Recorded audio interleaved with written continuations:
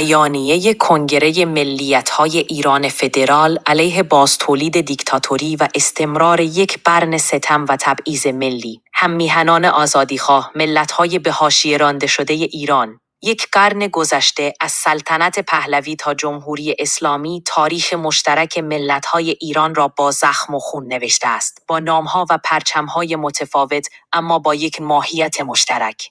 مرکزگرایی مطلق، انکار هویت‌های ملی و فرهنگی، سرکوب بیرحمانه آزادی و غارت منابع ملل به حاشیه رانده شده. سلطنت پهلوی با ادعای مدرنیزاسیون در عمل صدای ملت‌های کرد، بلوچ، ترک، عرب، ترکمن، کاسپی، لر و دیگران را در گلو خفه کرد. سیاست تک هویتی و تحمیل فرهنگ واحد، ممنوعیت زبان مادری، سانسور گسترده، زندان‌های مخوف و شکنجهگاه‌ها، ممنوعیت احزاب و نابودی هر گونه فعالیت مستقل سیاسی چهره واقعی آن رژیم بود. سرکوب جنبش‌های آزادیخواهانه، نابودی میراث فرهنگی ملت‌ها و تبدیل کشور به مرکز یک قدرت مطلقه نتیجه حاکمیت آنان شد.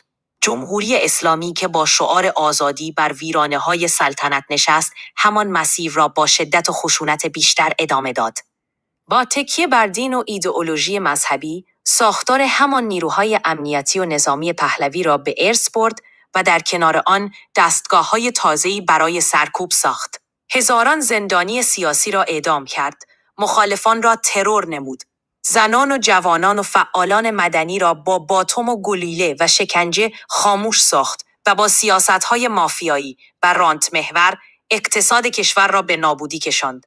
امروز بی‌آبی، بی‌برقی، بیکاری، فقر و نابودی محیط زیست از حاشیه‌ترین روستاها تا قلب شهرهای مرکزی نتیجه این حاکمیت ویرانگر است. در این شرایط ملت‌های کرد، بلوچ، فارس، عرب، لر، ترک، ترکمن، کاسپی و دیگر ساکنان کشور ایران کثیرالمله نه تنها زیر بار ستم ملی و تبعیض فرهنگی و زبانی ماندند، بلکه در سالهای اخیر قربانی کشتار مستقیم و سرکوب خونین نیز شدند.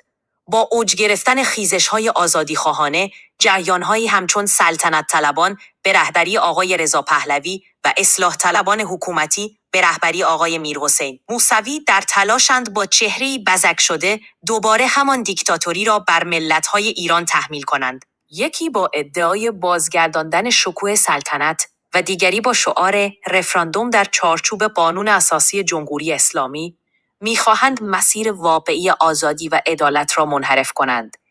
هیچ یک از این دو نه تنها به نقد صادقانه گذشته خود نپرداختند، بلکه در بزنگاه‌ها آشکارا از سرکوب ملت‌ها و جنبش‌های آزادیخواهانه دفاع کردند. ما ملت‌های ایران کثیرالمله با تجربه تاریخی خونین خود هشدار می‌دهیم که بازگشت به سلطنت یا ماندن در چارچوب جمهوری اسلامی یعنی تکرار همان چرخه استبداد، تبعیض، فقر، نابودی فرهنگ‌ها و حتی خطر جنگ داخلی. آینده ایران نه در بازگشت به سلطنت به تاریخ سپرده شده است و نه در تداوم استبداد دینی. آینده آن در جمهوری فدرال دموکراتیک است، جمهوریه‌ای که بر پایه جدایی دین از حکومت، تضمین آزادی کامل سیاسی و فرهنگی، برابری حقوق ملیت‌ها با حق تعیین سرنوشت و توسعه پایدار اقتصادی اجتماعی استوار باشد. هم‌میهنان آزادیخواه، ملت‌های به حاشیه رانده شده، زنان برابری طلب، دانشجویان، معلمان، کارگران و زحمتکشان ایران، امروز زمان آن رسیده است که دیوارهای کهنه استبداد را با اتحاد خود فرو بریزیم. امروز باید دست در دست هم، از زاهدان تا مهاباد، از اهواز تا تبریز، از سنندج تا رشت، از مشهد تا خرم‌آباد، فریاد آزادی و برابری را بلندتر از همیشه سر دهیم. تاریخ نشان داده است که هیچ قدرتی بزرگتر از اراده مردمان متحد یک کشور نیست.